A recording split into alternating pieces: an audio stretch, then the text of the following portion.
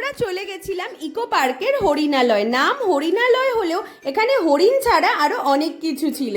প্রথমে আমরা দেখে নিলাম প্রচুর ম্যাকাও, আর এই পাখিটার নাম হলো লরি। ভীষণ মিষ্টি ছিল, তবে আমার সব থেকে ভালো লেগেছে টোকোটুকার নামের এই পাখিটা। ছোটবেলায় মা বাবার হাত ধরে চিড়িয়াখানা যাওয়া ছিল একটা ইমোশনস তো সেমই রয়ে গেছে, শুধু এখন বর আর ছেলের সাথে আসার পালা। এখানে বাঘ, সিংহ, হাতি, সাপ এগুলো ছিল না, তবে জিরাফ, জেব্রা এগুলো দেখতে পাবে। আর এখানকার শো স্টপার ছিল এই জল হস্তিটা, কি সুন্দর ডিগবাজি খাচ্ছিল জলের মধ্যে। আর এখানের সব থেকে প্লাস পয়েন্ট হলো যে তোমরা অ্যানিমালস গুলোকে অনেক সামনে থেকে দেখতে পাবে। তারপর কমন মার্মোসেট আর ক্যাপাচিন মাংকিটাও দেখে নিলাম। এগুলো দেখে আমার ছেলে তো ভীষণ মজা পেয়েছে।